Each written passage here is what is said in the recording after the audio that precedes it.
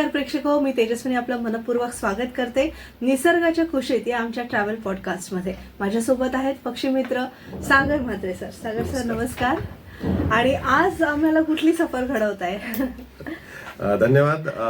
आजच्या कार्यक्रमात आपण जाणार आहोत भिगवण बॅकवॉटर्स, महाराष्ट्रात आहे आणि ह्याला महाराष्ट्राचं भरतपूर म्हणतात. आपण गेल्याला एक भरतपूरचा केला आपण, केवळादेव घाणा सँक्च्युरी. तर छोटे खाणी का होईना पण आपल्या महाराष्ट्रात पण एक असं भरतपूर आहे. आणि हे मला सुरुवातीला माहिती नव्हतं. मी एकदा सोलापूरला जात होतो ट्रेननी. तर मला मध्ये एक डॅम लागला, असं थोडंसं उथळ पाणी होतं बहुतेक त्याचं. आणि त्या डॅम मध्ये किनाऱ्याला बरेचसे पक्षी दिसले. आणि तो डॅम जवळजवळ आमची ट्रेन 60-70च्या स्पीडनी चाललेली. तो डॅम काही 1 तास संपला नाही. अच्छा, एवढा मोठा. तर मी विचारलं काही सहप्रवाशांना की बाबा हा एवढा मोठा डॅम कुठला आहे? तर म्हणे हा उजिनी डॅम आहे. आणि मग काही वर्षानंतर मला लक्षात आलं की हा जो डॅम आहे याचं एक टोक आहे हे भिगवण नावाचं, पुण्यापासून एक सोलापूर रोडला टाउन आहे, छोटस शहर आहे. आणि तिथलं काय प्रसिद्ध आहे तर तिथली मच्छी प्रसिद्ध आहे. तर तुम्हाला पुण्यात भिगवण शहरात आणि जेवढा हा जॉग्राफिकल एरिया आहे, सोलापूर रोड आहे, सगळीकडे भिगवण फिश म्हणून रेस्टॉरंट दिसतील. तर तुम्हाला कोणालाही ज्यांना मच्छीची आवड आहे त्यांना हे भिगवण फिश हे खूप मोठी ट्रीट आहे. कारण इथे फिशिंगचा खूप मोठा व्यवसाय. म्हणजे भिगवणच्या किनाऱ्याला जेवढी वस्ती आहे ही सगळी तिथले जे कोळी आहेत त्यांची आहे. आणि आपण जो फेमस आता जो आपला मराठीतला प्रसिद्ध चित्रपट सैराट, हे सुद्धा त्या उजनी धरणाच्याच लागून लोकेशन आहे. आणि तो जो मुलगा त्यांचा जो फॅमिली बिझनेस दाखवलाय मच्छी पकडण्याचा, तेही भिगवण धरणाचं आहे. तर ती हे म्हणजे त्याचे रेफरन्सेस झाले. तर समहाऊ मी पाहिलं की मी काही भिगवणला जायला तयार नव्हतो. याचं कारण असं आहे की मला लोकांनी सांगितलं की तिथे फ्लेमिंगो खूप छान दिसतात आणि दरवर्षी साधारण 1000 ते 1200 फ्लेमिंगो येतात. हेच सेम माझ्या घराच्या बाजूला म्हणजे नवी मुंबईच्या खाडीमध्ये. किंवा तुम्ही जर समजा याला आलात, शिवडीला आलात, तर एका साईट मध्ये तुम्हाला 3 ते 4000 फ्लेमिंगो पण दिसू शकतात. तुम्ही जर बायनॉक्युलर किंवा टेलिस्कोप. तर मी टाळत होतो की बाबा फ्लेमिंगोचं काय एवढं. नंतर माझ्या लक्षात आलं, मी बरेचसे फोटो पाहिल्यावर, की तिथलं जे हॅबिटॅट आहे ते थंड हे असल्यामुळे अतिशय क्लीन आहे. म्हणजे जे पाणी फ्रेश आहे. या उलट आपल्या खाडीतलं पाणी म्हणजे ठाणे खाडी ज्याला म्हणतो आपण, मुंबईला लागून आहे, ही खूप पोल्युटेड आहे. कारण आपलं डोमेस्टिक पोल्युशन, इंडस्ट्रियल पोल्युशन यांचं तर तुम्ही बेरीज केलीत तर ते खूप, ज्याला आपण प्रमाण म्हणतो पोल्युशन, हे खूप जास्त आहे. तर तेव्हा जेव्हा मी भिगवणचे पक्षी आणि त्यांचं बॅकग्राऊंड हॅबिटॅट ज्याला म्हणतो आपण, फोटोतलं बॅकग्राऊंड ते बघायला सुरुवात केली, तेव्हा मला लक्षात आलं की ही जागा जाऊन पाहिलीच पाहिजे. कारण इतकी सुंदर जागा दिसते ही. आणि मग आम्ही काही इंटरनेटवर थोडा रिसर्च केला आणि मग एकदा जाऊन तिथे थडकलो की बाबा इथून सकाळी निघून तिथपर्यंत एक दुपारपर्यंत तिथं पोहोचणं. आणि मग रेग्युलर रुटीन असं आहे की तुम्ही आदल्या दिवशी संध्याकाळी पोहोचा, एक बोट सफारी करा सकाळी. आणि जसं मी भरतपूरच्या बोट सफारीचं वर्णन केलं की सूर्योदयाच्या आधी ती सफारी चालू होते. तुम्ही सूर्योदयाच्या आधी बोटीत बसा. 5:30 हिवाळ्यात एवढं लवकर नसतं, कारण हा सीझन अगेन नोव्हेंबर ते मार्च असा आहे साधारण. डिसेंबर ते मार्च पकडा तुम्ही. दिवाळीनंतर लोक जायला सुरू होतात. आणि जेवढा गारवा असेल तेवढ्या रंगांच्या छटा तिथे येतात. तर ह्या ज्या रंगांच्या छटा आहेत ह्या इतक्या विलक्षण असतात की तुम्हाला सूर्योदयाआधी आणि सूर्योदय होताना वेगवेगळे रंग, खास करून लाल आणि जो केशरी रंग असतो हा दिसतो. आणि मग ह्याच्या फोरग्राऊंडला इतकं रंगीत आकाश मागे सूर्योदय होतोय. आणि मग हे पक्षी सिल्हवेट म्हणजे काळ्या रंगात दिसायला सुरुवात होते.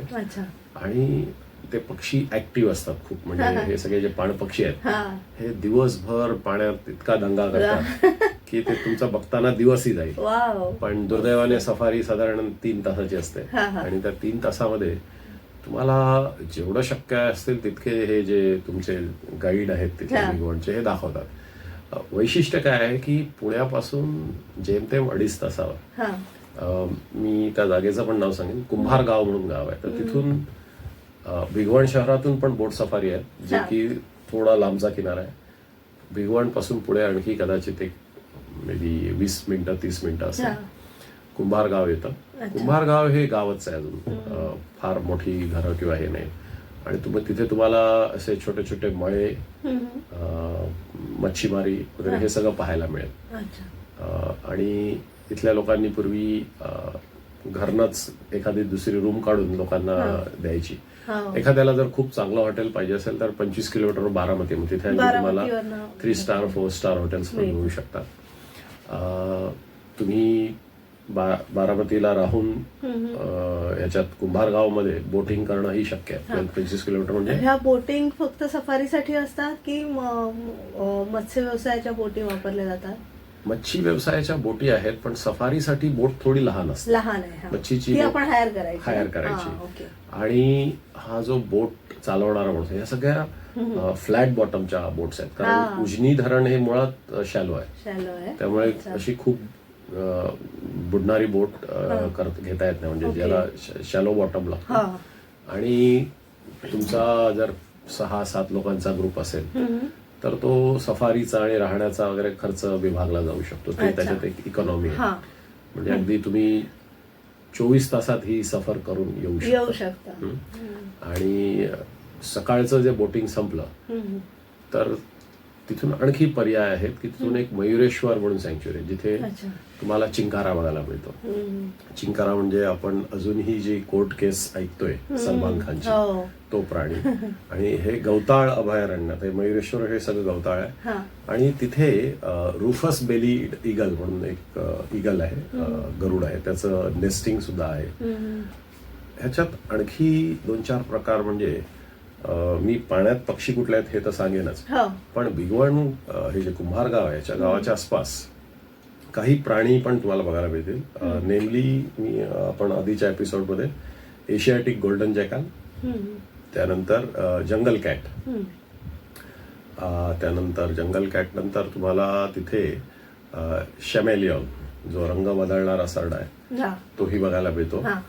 आणि काही रात्रीचे रेअर जे पक्षी असतात त्याच्यात एक पक्षी आहे जो की तोंड उघडं ठेवून लो फ्लाईट करतो. आणि जे संध्याकाळी जे इन्सेक्ट, हा निशाचर आहे, नॉक्टर्नल पक्षी आहे. वेगवेगळ्या प्रकारचे पक्षी आहेत. तर ते हे पक्षी तिथे तुम्हाला दिसतात. आणि हा रात्री तुम्ही जर लवकर गेलात संध्याकाळी 7-8च्या सुमारास तो आता हळूहळू ऍक्टिव्ह होत असतो. तर हे पक्षी सगळे तिथे तुम्हाला पाहायला मिळतात. इतर जे पाणपक्षी आहेत तर हे पक्षी तुम्हाला तिथे बघायला मिळतात. आणि जे गाईड आहेत ते थोडंसं कष्ट घेऊन तुम्हाला दाखवतात, पण याच्यासाठी थोडं हिलवर ड्राईव्ह करायला लागतं. तर आता आपण तिथल्या दिसणाऱ्या साधे पक्षी आहेत यांच्याविषयी आपण बोलू शकतो. की तुम्हाला अगदी पेंटेड स्टॉर्क म्हणजे रंगीत करकोचा, स्पून बिल चमचा, त्यानंतर तिथे एक ओरिएंटल प्रॅटिन कोल म्हणून एक पक्षी आहे. ओरिएंटल प्रॅटिन कोल अगदी लहान पक्षी आहे, पण याचं अगदी हे जर टेबलाचा रंग आहे तसा रंग, आणि त्याचा पंख बदामाच्या आकाराचा असतो. त्यामुळे तो पक्षी तुम्हाला जेव्हा तुम्ही बघता तेव्हा खूप सुंदर दिसतो तो. आणि प्रॅटिन कोल, त्यानंतर रिव्हर टर्न म्हणून त्यांची बरीच वस्ती आहे. आणि त्यांचा आता आम्ही मार्चला गेलो तेव्हा साधारण ब्रीडिंग सीझन अप्रोच होत होता. तर ब्रीडिंग सीझनला त्यांचं ऍक्च्युली तुम्हाला रिव्हर टर्न कुठून तरी एक मासा पकडून आणतो, नर पक्षी, आणि मादीला ऑफर करतो आणि त्याचा पंखाचा एक डिस्प्ले करतो. तर हे सगळं तुम्हाला तिथे समोरासमोर बघायला मिळतं. की पाण्यात जे छोटे छोटे मातीचे हे असतात त्याच्यात ते बघायला मिळतात. आणि तुम्हाला हे जसा तो फिमेलला तो ऑफर करतो, त्यानंतर तुम्हाला तो डिस्प्ले दाखवतो, हे सगळं बघणं हा एक खूप वेगळा अनुभव आहे. आपण नेहमी जे नर पक्ष्यांचा जे डिस्प्ले असतो तो आपल्या नजरेसमोर फक्त मोर येतो, पण बाकी पक्षी सुद्धा ते इतक्या सुंदर पद्धतीने करतात. आणि तुम्ही जर लकी असाल तर त्यांचं मेटिंग सुद्धा तुम्हाला बघायला मिळतं. आणि हे इतर पक्षी आजूबाजूला आहेत, जसे ग्लॉसी आयबिस झाले, त्यानंतर कॉर्मोरंट्स, पाणकावळे, हे सगळे पक्ष्यांच्या थव्या थव्यांमध्ये तुम्हाला हे पक्षी अधेमध्ये दिसतात. आणि ह्याच्यात मग एखादा रॅप्टर आला की सगळे पक्षी एकाच सेकंदाला पळून जातात. तर हे रॅप्टर पण जे आहेत हे बरेचसे मायग्रेटरी आहेत. एक वेस्टर्न मार्श हॅरियर म्हणून पक्षी येतो की त्याच्याबरोबर मग बरेचसे त्याचे जे भक्ष्य असणारे पण पक्षी येतात, की कूट झाले किंवा हे झाले. तर ते हे सगळं जे मुवमेंट आहे, हे जे सगळी ज्याला आपण हॅबिटॅट आहे, ही सगळी रिच होऊन जाते. म्हणजे जिथे तुम्हाला उन्हाळ्यात फारसे पक्षी दिसत नाही, तिथे तुम्हाला सडनली हिवाळ्यात ते संपूर्ण तलाव पक्ष्यांनी आणि सगळ्या डक्सनी भरून गेलेलं असतं. असे तुम्हाला एका नजरेत हजारो पक्षी त्या सकाळच्या सफारीमध्ये. आणि हिवाळ्यात बऱ्यापैकी थंडी असते. तुम्ही जर सोलापूरकडे जात राहिलात, जेवढा एरिया ड्राय आहे तेवढं थंडी जास्त आहे. तर ते तो जो सुखद गारवा म्हणा तुम्ही, आणि बोटीतनं 3-1 तास पक्षी बघणं, हा जो अनुभव आहे हा माझ्या मते वर्णन करायला कदाचित माझ्याकडे तेवढी शब्द संपदा नाही आहे, पण ज्या लोकांनी त्याचा अनुभव घेतलाय ते लोक नक्कीच हा अनुभव विसरू शकत नाही. एक क्वेरी होती, बोट आपली अशी जात असेल आणि पक्षी पण ते फ्रॅक्शन ऑफ सेकंड मध्ये पक्षी उडतात आणि बोट पण एक आपण ते ड्राईव्ह करत असतो, ते आपल्याला काही मिस आउट नाही का होणार? म्हणजे ते बघायचा आनंद थोडा स्टडी लेवलला घेतला पाहिजे ना. पण ते असे भरकन उडाले तर आपली बोटही पुढे जाईल, पक्षी निघून जातील, असं होऊ शकतं ना? नाही, तसं नाही होत. मी सांगतो कसं आहे. हे जे बोटमन किंवा जो गाईड असतो ह्याला माहिती असतं की कुठला पक्षी तुम्हाला किती अंतर देऊ शकतो. आता तुम्ही जर मला विचारलं की किती जातीचे पक्षी, तर साधारण 230 जातीचे पक्षी तिथे येतात.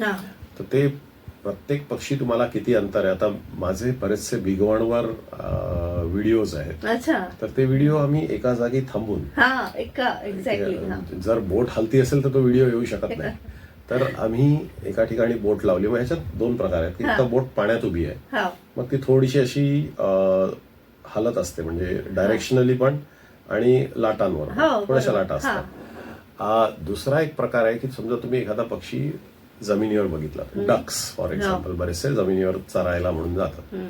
मग तो काय करतो, जो लँड करतात, तो थोडस टच करतो जमिनीला, मग ती बोट स्टेडी होते.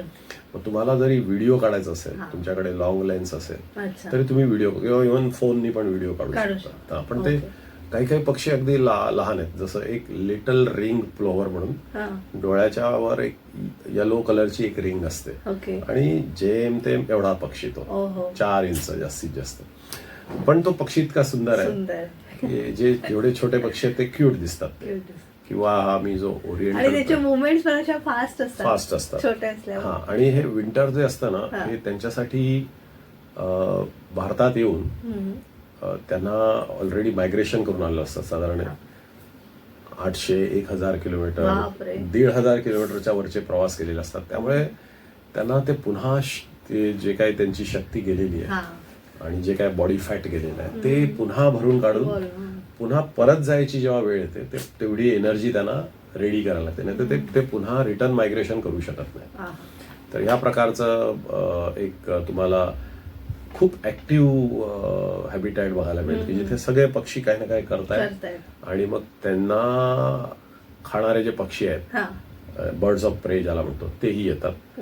आणि हे सगळं जे आहे हे इतकं लाईव्हली असतं. आणि मग उजेड जो आहे तो बदलत राहतो. तुम्ही जेव्हापासून त्या बोटच्या धक्क्यावर येता तिथून ते जाईपर्यंत तुम्ही अगदी अंधारात त्या बोट जवळ येता, आणि मग तिथून येईपर्यंत अराउंड 9:30 ते 10 होतात. हा लाईटचा प्रचंड चेंज आहे. बेसिकली फोटोग्राफी किंवा व्हिडिओग्राफी सगळा लाईटचा खेळ आहे. तर ते हे तुम्हाला इतका सुखद लाईट, आणि त्यानंतर जसं जसं लाईट हार्श होत जातो तसं तुम्ही बाहेर येत जाता, असं आहे. नक्कीच.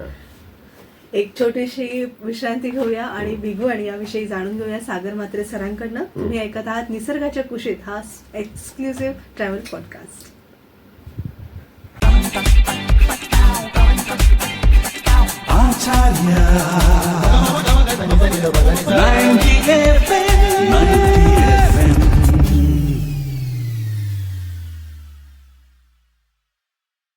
प्रेक्षक हो, विश्रांतीनंतर तुमचं पुन्हा एकदा स्वागत. तुम्ही ऐकत आहात निसर्गाच्या कुशीत हा ट्रॅव्हल पॉडकास्ट सागर म्हात्रे सरांबरोबर. सर, अजून काही गोष्टी आहेत ज्या आपण भिगवणमध्ये पाहू शकतो, त्याविषयी थोडंसं सांगा. बिलकुल.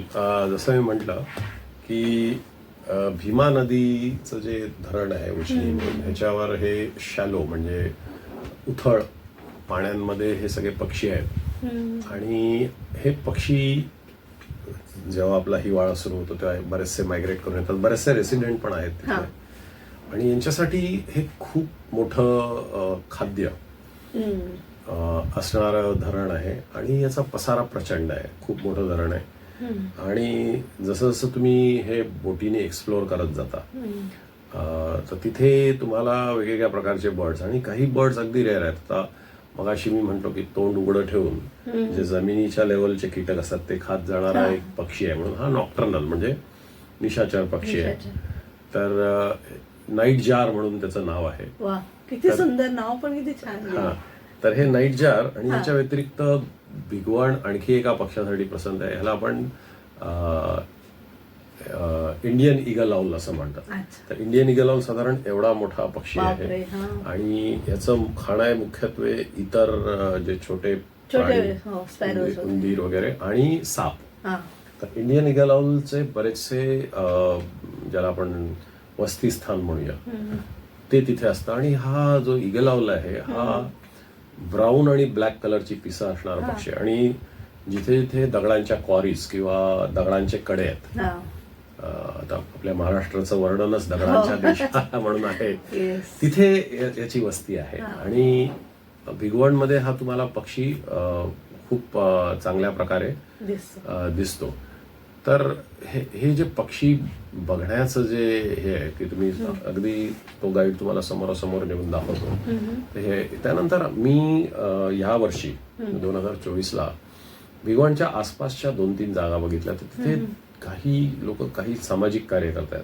तिथे एक ग्रासलँड आहे, साधारण 2-2.5 तासाचा प्रवास करून. हे जे ग्रासलँड आहे हे तिथे एक रिटायर्ड शाळा मास्तर जे आहेत त्यांना मी भेटलो स्वतः, पवार म्हणून आहेत. आणि ह्या माणसांनी काय चालू केलं की रस्त्याच्या बाजूला जी जागा आहे तिथे वड, पिंपळ, आंबा ह्यासारखी झाडं ते लावतायत. आणि त्यांनी काय केलंय, लोकांना याच्यात सहभागी केलंय. आणि बऱ्याचशा लोकांनी बाबा ह्या 50 झाडांना मी ड्रिप इरिगेशन, आता सोलापूर जिल्हा म्हणजे दुष्काळी जिल्हा आहे. आज बातमी आलेली की फक्त आठवड्यातनं एकदा पाणी येतं. तर तिथे तुम्ही झाडं कशी जगवाल. तर मी पवार सरांना अक्षरशः मी पाया पडलो की तुम्ही हे जे काम करताय की तुम्ही स्वतः 4 झाडं लावणं आणि 100 लोकांना किंवा 50 लोकांना एकत्र आणून शेकडो झाडं लावणं, ह्याच्यात खूप फरक आहे. आणि ती झाडं जगवणं, कारण त्या सोलापूरच्या ज्या हे जे काही एरिया आहेत तिथे तुम्ही जर झाडाला 2-3 दिवस पाणी नाही दिलं तर झाड गेलं समजा. इतका प्रचंड उष्णता असणारा हे आहे. त्या ग्रासलँडमध्ये जर ही झाडं उगवली रस्त्याच्या कडेला तरी, तर माझ्या मते तिथलं जे हॅबिटॅट आहे आणखी रिच होईल. कारण आम्ही त्या ग्रासलँडमध्ये बघितलं, जसं आपण हे लांडग्याबद्दल याच्याबद्दल बोललो, तर हे लांडगे, कोल्हे आणि चिंकारा ही भरपूर संख्या आहे तिथे. त्यामुळे तुम्हाला हे आता आपण नेहमी जे जिम कॉर्बेट किंवा हे जे मोठे मोठे अभयारण्य आहेत इथे आपण सगळे जे ज्याला आपण कार्निवरस ॲनिमल म्हणतो, वाघ, लेपर्ड वगैरे किंवा जंगल, हे सगळे तुम्हाला तिथे बघायला मिळतात. पण हे चिंकारा वगैरे हे फक्त ड्राय एरियात असतं, जिथे गवताळ आहे, त्यानंतर झाडं जास्त नाही आहेत. तर त्यामुळे ते त्यांचं हॅबिटॅट आहे. तर हे हॅबिटॅट भिगवण आणि जो आजूबाजूचा मयुरेश्वर अभयारण्य वगैरे हे इथे संरक्षित आहे. तर ते नुसतं गवताळ एरिया बघणं हा सुद्धा एक मोठा, कारण जर हे गवत नसेल, समजा गवत गुरांनी खाऊन टाकलं तर बरेचसे पक्षी तिथे येणार नाहीत. का येणार नाहीत? कारण त्यांचं जे अन्न आहे सरडे, भक्ष्य मिळणार नाही. त्यांचे तिथले जे उंदीर वगैरे, सरडे, साप, हे सगळे छोटे कमी छोटे होते, कीटक. छोटे छोटे कीटक. तर ही सगळी जी फूड चेन आहे हा. हे तुम्हाला जे ड्राय एरिया आहेत की जिथे तुम्हाला पहिल्यांदा बघून काही वाटतच नाही की बाबा इथे काय असू शकतं, जसं ते लिटल रन ऑफ कच्छ, पण तिथे तुम्ही बघाल तर छोट्याशा समोरच्या एरियात हा. तुम्ही जर काळजीपूर्वक निरीक्षण केलं तर एक तुमचं जे लेट्स से तुमच्या घराचा जो एरिया आहे त्याच्यात 50 पक्षी आढळू शकतात. वा. हे आपल्याकडे पण दिसत नाही की नाही, आपल्याकडे हो. इतकी झाडं आहेत, पण तुम्हाला 50 पक्षी एकत्र दिसतात का? नाही. नाही दिसत. तर हे त्याचं रिचनेस म्हणा, तुम्ही स्पीशीज रिचनेस म्हणा की बाबा इतकी संख्या आहे म्हणून, हे त्याचं वैशिष्ट्य आहे. बरं. मयुरेश्वर अभयारण्याचा तुम्ही उल्लेख केला आणि अगदी जवळच आहे सोलापूरच्या, तर ते मयुरेश्वर अभयारण्यामध्ये आपण काय पाहू शकतो? मयुरेश्वर अभयारण्यामध्ये एकतर मी सांगितलं की चिंकारा सहज दिसतात. तुम्ही गेलात तर ते बऱ्याच वेळेला अभयारण्याच्या बाहेर पासूनच दिसायला सुरुवात होतात आणि चिंकारा हे मुख्य अट्रॅक्शन आहेच. याच्या व्यतिरिक्त ग्रासलँडमध्ये जे पक्षी येतात ज्याला आपण वेगवेगळ्या प्रकारचे ससाणे म्हणू शकतो, आणि ईगल, मी सांगितलं की रुफस बेलिड ईगल म्हणून जो ईगल असतो तो तिथे नेस्टिंग आहे. बऱ्याचशा गाईड्सना हे माहिती आहे. आणि जे गवताळ अरण्यातले पक्षी, एक तर येलो वॅटल्ड लॅपविंग म्हणून एक पक्षी आहे, तो तिथे मुख्यत्वाने आढळतो. आणि याच्याबरोबर साधारण जे लार्क म्हणून जे गवतातले पक्षी असतात हे सगळे तिथे आढळतात. आणि मुख्यत्वे करून इंडियन रॉबिन यांची संख्या खूप असते. रॉबिनला मराठी भाषेत दयाळ म्हणतात. तर ह्या सगळ्या मयुरेश्वर अभयारण्यात हे सगळे वेगवेगळ्या प्रकारचे पक्षी तुम्हाला भरपूर सापडतात. आणि तुम्ही जसं म्हणालात भिगवणला म्हणजे जवळजवळ किती 1 तास जाईल एवढा पाण्याचा साठा आहे, सरोवर आहे ना? हा, ट्रेननी तुम्ही जात असताना म्हणजे तो जवळजवळ तुम्हाला अराउंड 60-70 किलोमीटर तो संपतच नाही जलाशय. हा. तर मग तिथे फोटोग्राफी कशी करायची? म्हणजे जलाशयाची फोटोग्राफी वेगळी, तिथे येणाऱ्या पक्ष्यांची वेगळी, असं काही फोटोग्राफीच्या दृष्टीने तुम्ही काय मार्गदर्शन करा? हा, फोटोग्राफीच्या दृष्टीने तिथे उत्तम सोय आहे ऍक्च्युली. की मी जसं सांगितलं की हे जे मच्छीमारी करणारे लोक होते हे आता त्या शॅलो तळाच्या म्हणजे उथळ तळाच्या बोट्स वगैरे घेतलेल्या आहेत आणि एका वेळेला 5, 6 ते 7 लोक ते बसवतात. मोठ्या बोट्सही आहे त्याच्यापेक्षा, पण जेवढं सुटसुटीत असेल तेवढं तुम्हाला कॅमेरा फिरवायला. तर तुमचं जे काही फोटोग्राफीचे इक्विपमेंट आहेत हे घेऊन तिथे तुम्हाला ते आदल्या दिवशी जर गेला तर सकाळी तुम्ही, पुण्याचे लोक तर अगदी सकाळी निघून तिथे ती सफारी चालू करतात. कारण साधारण जो सूर्योदय आहे ते 7:15-7:30 ला विंटरमध्ये होतो, म्हणजे हिवाळ्यात होतो. तर ह्याच्यात तुम्हाला तुमचा जसा कन्व्हिनियन्स आहे तसं तुम्ही तिथे पोहोचू शकता. तुम्ही गुगल मॅप्सवर जर हे केलं की बर्ड गाईड्स किंवा हॉटेल्स इन भिगवण, कुंभारगाव, तर किंवा हॉटेल्स इन कुंभारगाव, तुम्हाला भरपूर हॉटेल आणि मग त्यांना अटॅच गाईड्स आहेत जे की तुम्हाला सगळी माहिती व्यवस्थित देतात. किंवा मग त्यांना आधी तुम्ही जर फोन करून तुमचं अवेलेबिलिटी प्लस तुमचं रिक्वायरमेंट, तुम्हाला काय बघायचं, की काही लोकांना फक्त ईगल्स बघायचे असतील किंवा काही लोकांना फक्त फ्लेमिंगोज बघायचे, तर तो तुमचा चॉईस आहे, तुमचा निर्णय आहे. तुम्ही त्याप्रमाणे तुमचा रिक्वायरमेंट सांगून तिथे जाऊन मग तुमच्या आवडीचे पक्षी, आता 230 स्पीशीज म्हणजे काही कमी नाही. महाराष्ट्रात मला नाही वाटत 230 स्पीशीज असणाऱ्या फार कमी जागा असतील. तर ही एक जागा आहे जिथे तुम्हाला तुमच्या चॉईसचा बर्ड अगदी व्हिडिओ फिल्म घेईपर्यंत तुम्हाला बघतो. म्हणजे तुम्हाला 1 तास 1.5 तास. आणि हे कसं मी तुम्हाला सांगतो, 2 उदाहरणं देतो. मी गेल्या वर्षी गेलेलो, तर एका फ्लेमिंगोला कुठल्या तरी पक्ष्यांनी मारलेला किंवा मेलेला आणि त्याला वेस्टर्न मार्श हॅरियर तुकडे तुकडे असं तोडून खात होता. हा एक भाग झाला. दुसरा भाग म्हणजे ग्रेटर स्पॉटेड ईगल आणि कॅटफिश पकडून आमच्या समोर त्याचं असं लचके तोडून खाल्ले. तर हे जे सीन आहेत हे अंगावर काटे, जसं तुम्हाला आता ऐकतानाच फील झालं. तर हे जीवसृष्टीत हे रेग्युलर हे आहे की बाबा मोठा कॉमन आहे, त्यांचं जेवणच असं आहे.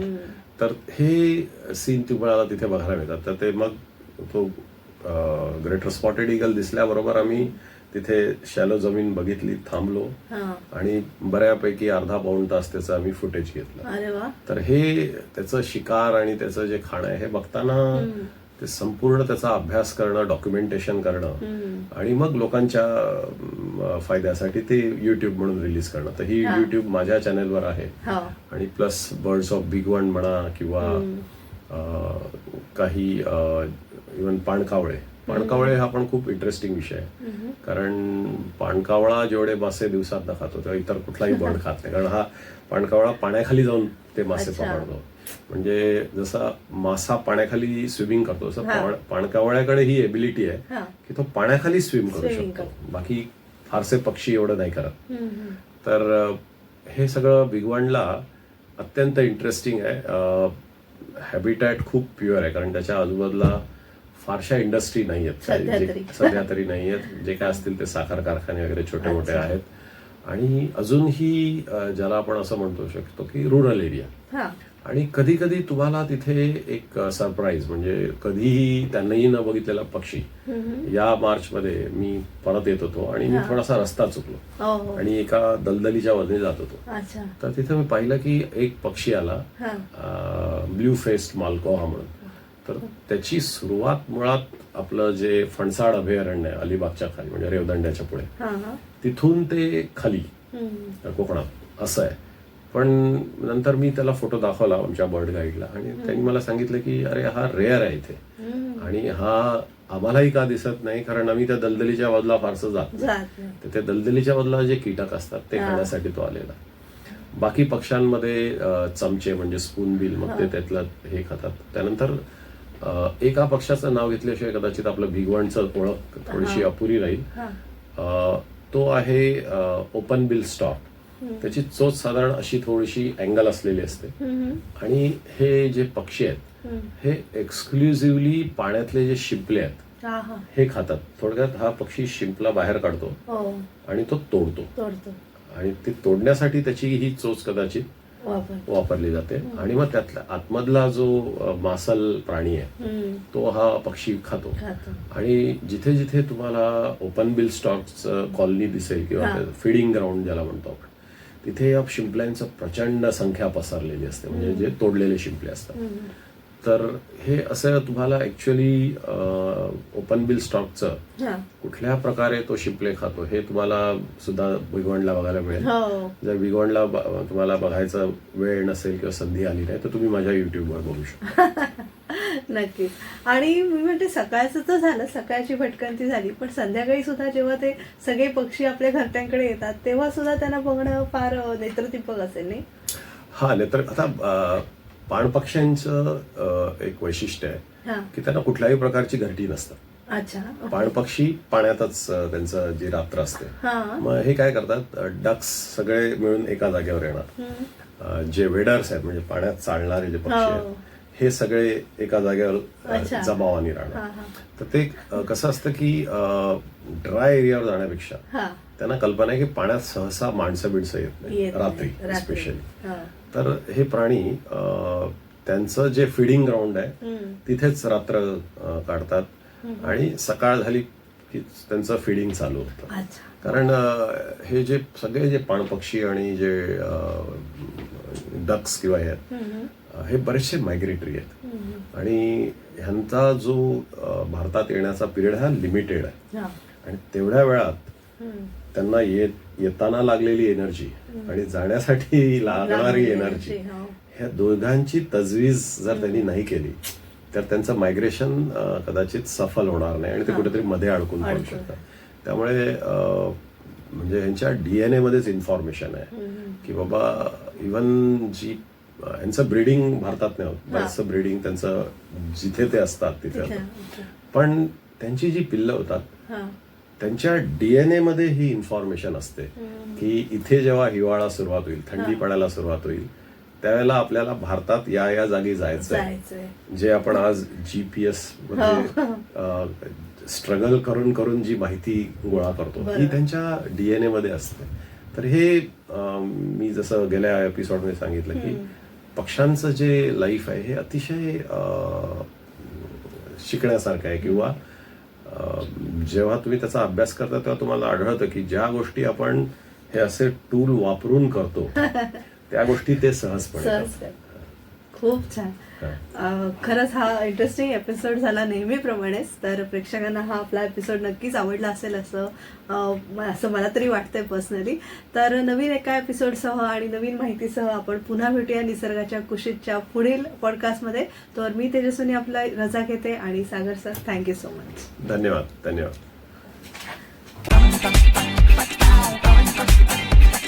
आचार्य